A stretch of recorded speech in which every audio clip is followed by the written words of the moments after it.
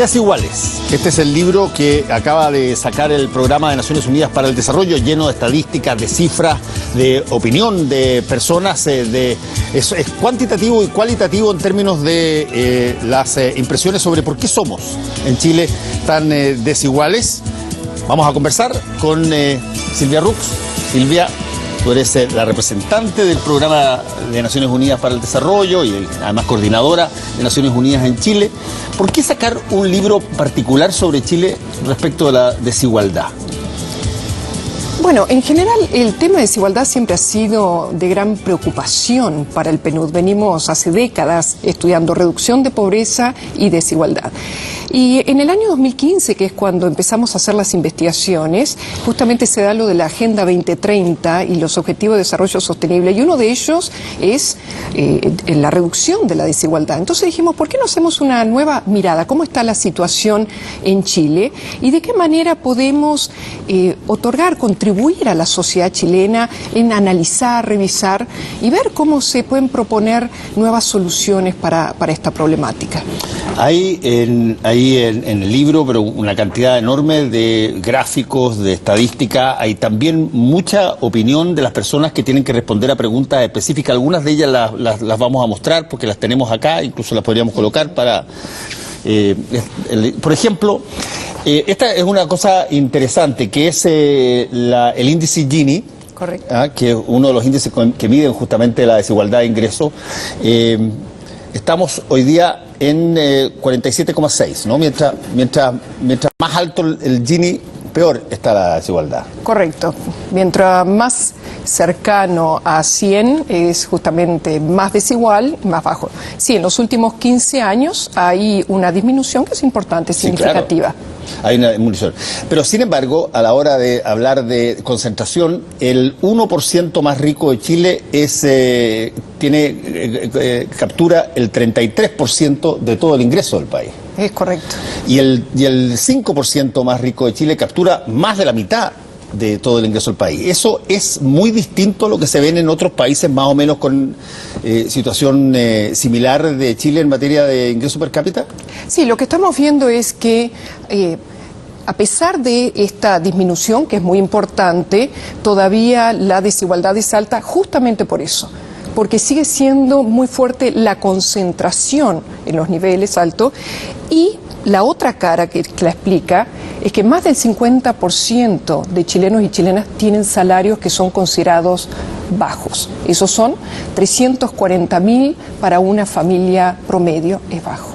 340.000 pesos mensuales para una familia ¿cuál es el promedio de familia en términos de hijos? 3.3. 3.3 personas. 3.3 personas en la familia. Ganan 340.000 pesos en promedio. Exacto. Tenemos también otro gráfico, a ver si es que podemos mostrar. Estas son las raíces históricas del Gini, que es más o menos lo que estábamos viendo, que estuvimos en un momento dado entre 1925 y 1950, más bien entre 1925 y el 35, bien alto, bien desigual. Sí, es muy interesante la trayectoria. Además, en muy pocos países hemos podido hacer esto desde 1850, bueno, y lo tenemos ahora hasta 2015. Lo interesante es ver que diferentes circunstancias, tanto internas como externas, hacen subir o bajar el indicador de desigualdad. Lo que vemos hacia el final es como una meseta en los últimos años. Entonces, de repente, el desafío es, bueno, ¿qué podríamos identificar como posibilidades para hacer una disminución? Aunque es muy interesante, estudiar la historia, de dónde venimos, cuáles han sido las raíces, las causas, y especialmente creo que la historia de Chile explica mucho de cómo se da esa desigualdad incluso al día de hoy. Hay esta la encuentro muy interesante porque la pregunta es de 1 al 10, ¿cuánto le molesta a usted cada una de las siguientes situaciones? Y las situaciones son bien precisas, que algunas personas accedan a mucho mejor salud que otras, y es lejos la más alta, 68, que algunas personas accedan a mucho mejor educación que otras, y que a algunas personas se les trate con mucho más respeto y dignidad que a otras. Esas tres están disparadas arriba y corresponden más o menos a las cosas que se están discutiendo. Estamos en época electoral, son más o menos las cosas que se están discutiendo. Los problemas de salud, los problemas de educación, los problemas de trato, los problemas de, discriminación o exclusión en términos cotidianos. Bueno, nosotros creemos que esto es justamente de lo más innovador que entrega el libro.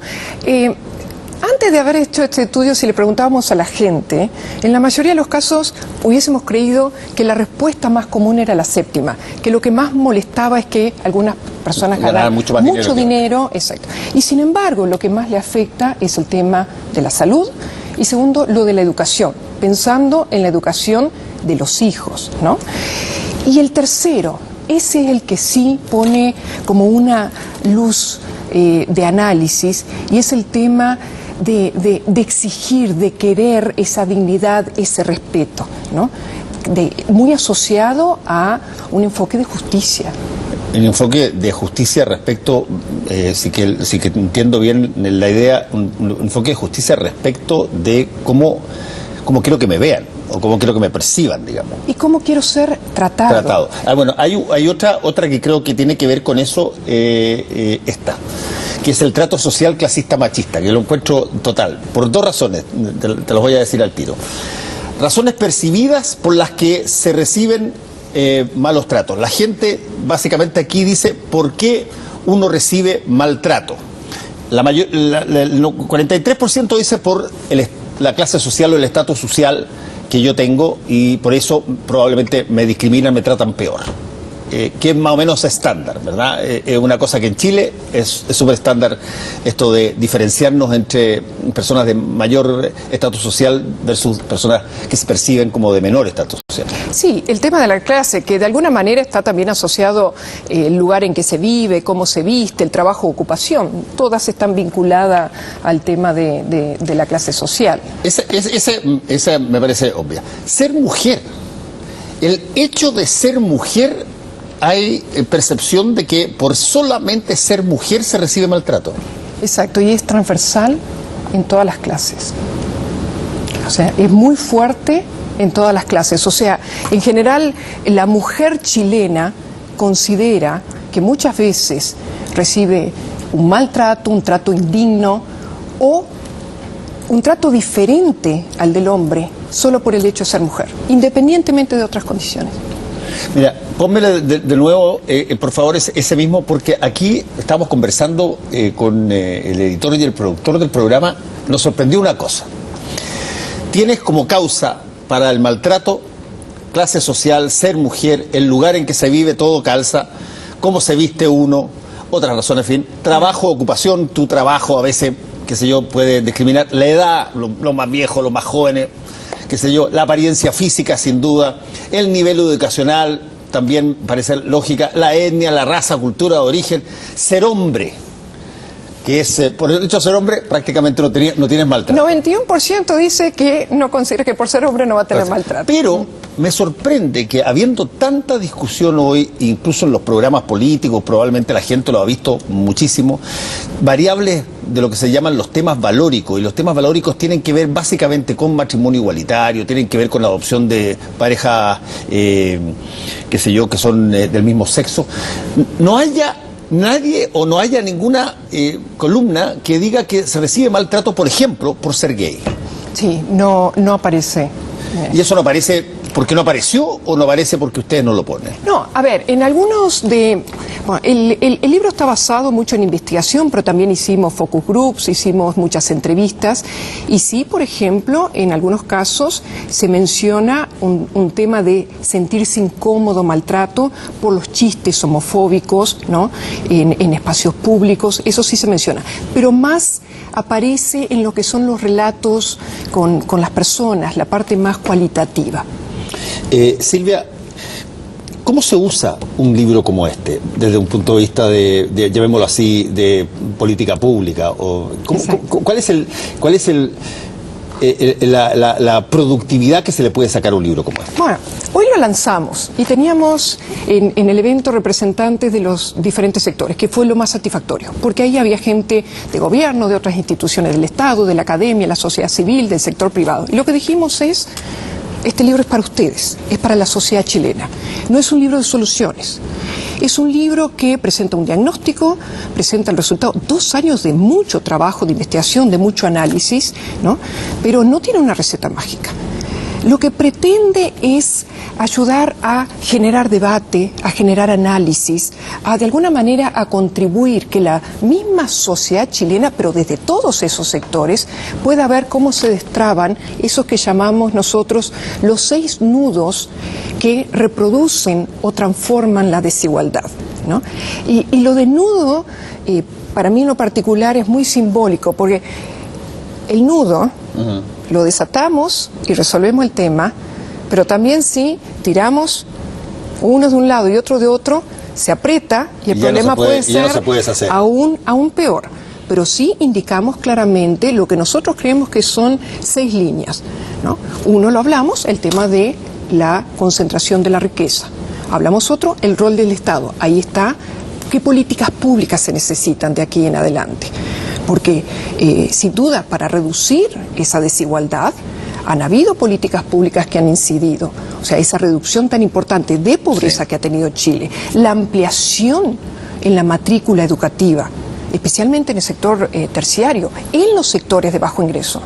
Es primera a nivel de toda América Latina. Decía, se ha avanzado mucho en materia política pública. La pregunta es, ¿qué más se puede hacer justamente a partir de ahora? Sí. Temas de participación política, de productividad, es sumamente interesante. Las empresas, por ejemplo, cómo pueden aportar en resolver temas de desigualdad. O sea, creo que hay líneas, pautas, ideas que pueden servir a los diferentes sectores, y más si se hace conversaciones conjuntamente. Y hay un punto, una conclusión que por lo menos se saca en el libro y que me parece tremendamente interesante, de que si es que lo que evaluamos, por ejemplo, en comparación con otros países, a nosotros nos encanta compararnos, si es que evaluamos con otros países la tasa de pobreza, estamos súper alto respecto a América Latina, muy bien, fantástico.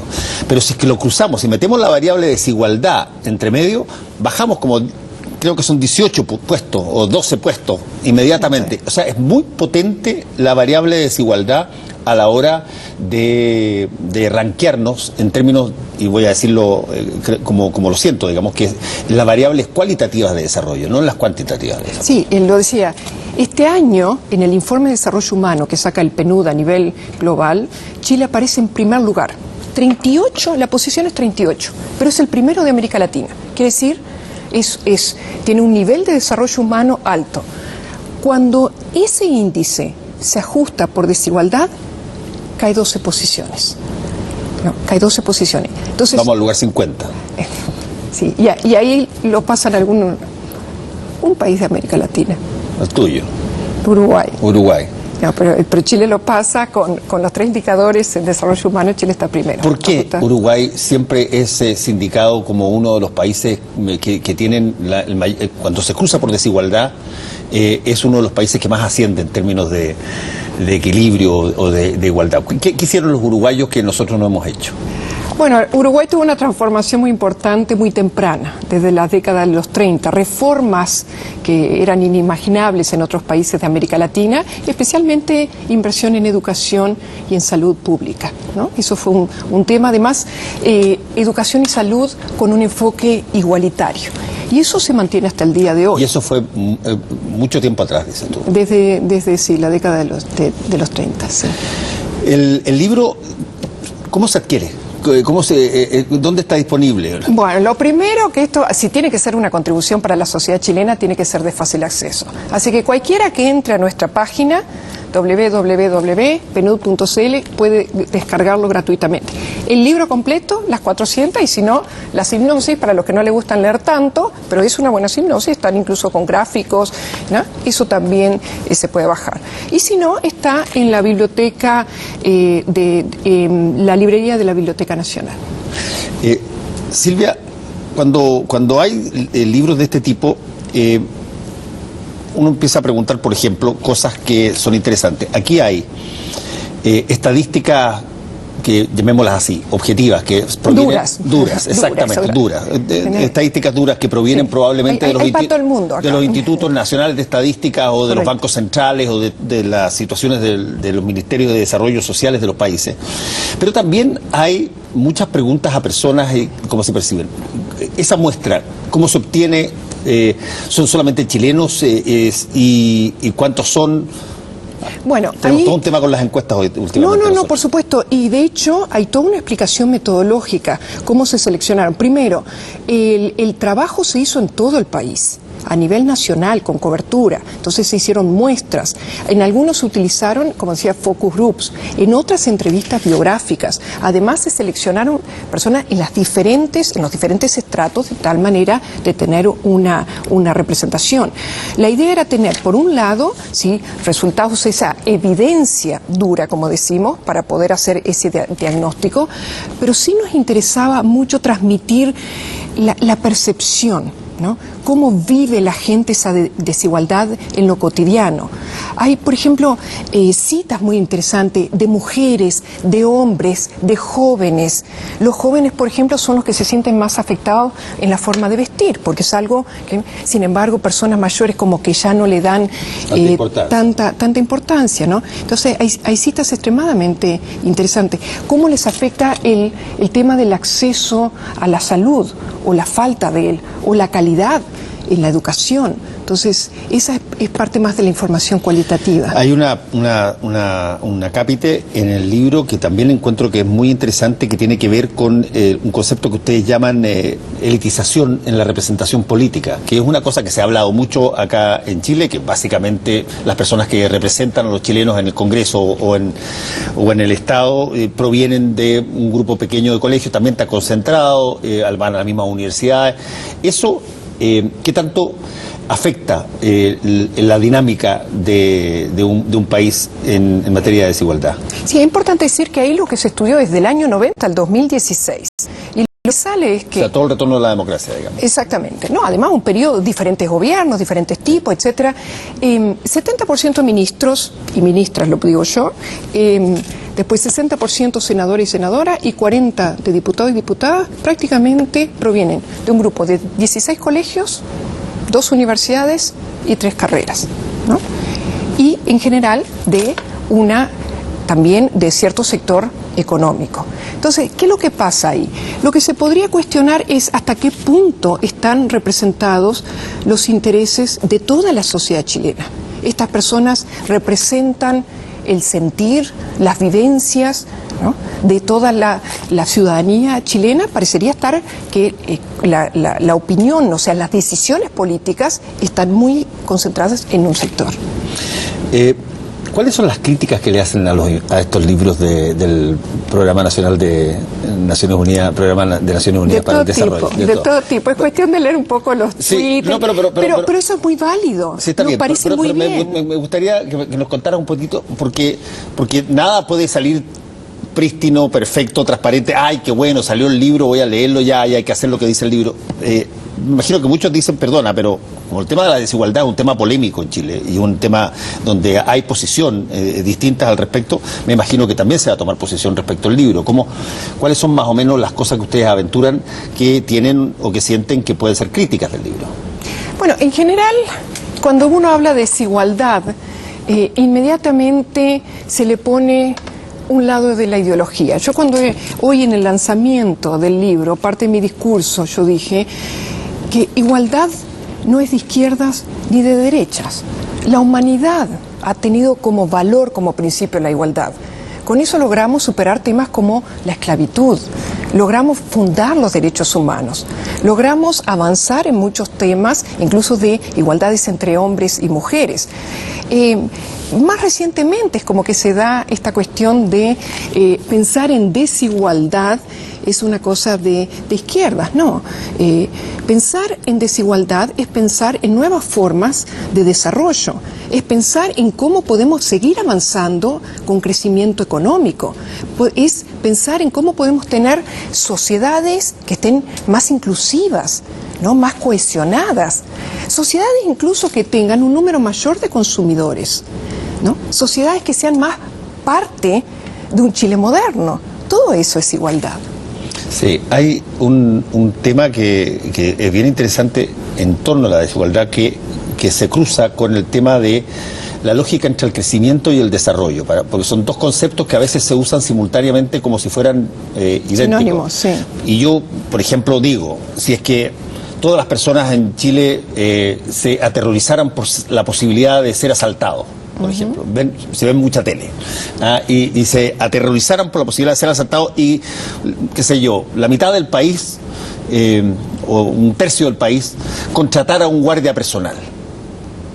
Desde el punto de vista del crecimiento, el país crecería, el PIB crecería porque hay una nueva actividad, pero desde el punto de vista del desarrollo, que un país sienta tanto miedo como para tener que contratar guardias personales, es un retroceso, digamos.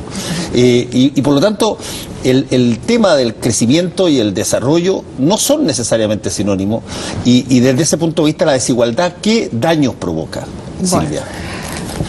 No, realmente me encanta la pregunta y le agradezco porque pocas veces tenemos oportunidad de dar explicaciones a este respecto. Primero que a esta altura tenemos que hablar de desarrollo sostenible, ¿no? No todo modelo de crecimiento económico implica un modelo de desarrollo sostenible. ¿Por qué? Porque a veces el tipo de crecimiento está implicando una explotación de los recursos naturales, lo que significa crecimiento de corto plazo. De ahí es donde hablamos, ¿cómo podemos pensar en un modelo sostenible si es para nosotros esta generación y no para la futura? Entonces, a veces en algunos países, sobre todo cuando todo el modelo económico está basado en industrias extractivas, entonces ahí el tema es, no está mal que lo sean así, pero ¿son modelos sostenibles? ¿No? Desde el punto de vista de uso y usufructo de los recursos que ofrece el planeta. Entonces, ahí hemos visto varios casos en países que han tenido agotamiento de estos y ha significado que han tenido caídas importantes en su crecimiento económico. Entonces, ¿por qué la desigualdad? Porque muchas veces dicen, bueno, ya si se redujo la pobreza, ¿por qué nos tiene que importar la desigualdad? Bueno, porque es muy difícil mantener los niveles de crecimiento económico, ¿no? Si mantenemos solamente una porción de la sociedad que realmente está consumiendo y está haciendo uso de los diferentes productos y servicios que ofrece la sociedad. Pero después es muy difícil que esa sociedad siga avanzando si no está cohesionada, si está fragmentada, si está segmentada y si prevalece una sensación también de inseguridad.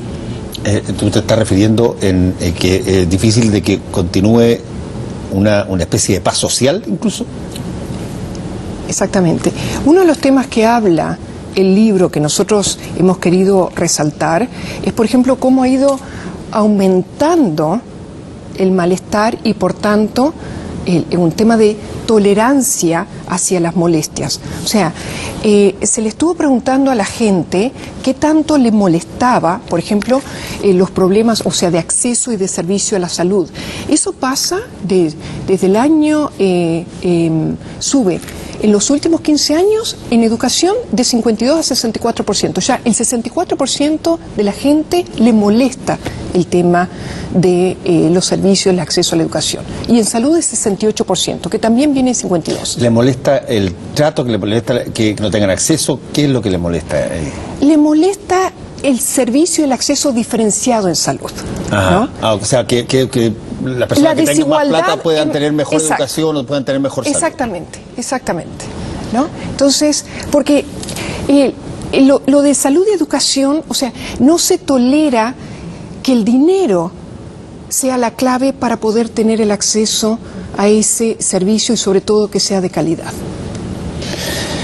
Silvia Rux, ¿por qué no nos das de nuevo el sitio web donde se puede revisar el libro Desiguales del PNUD? Bueno, de hecho es el de la organización, del PNUD, www.pnud.cl, que además de ese encontrarán otra información, esperemos valiosa, de lo que hace también el Programa Naciones Unidas para el Desarrollo en el país, en diferentes áreas. Hay mucho sobre alternativas para un nuevo modelo de desarrollo más sostenible y más inclusivo, que ayude también a reducir la desigualdad. Muchas gracias por haber estado acá. No, mil gracias por la invitación. Una síntesis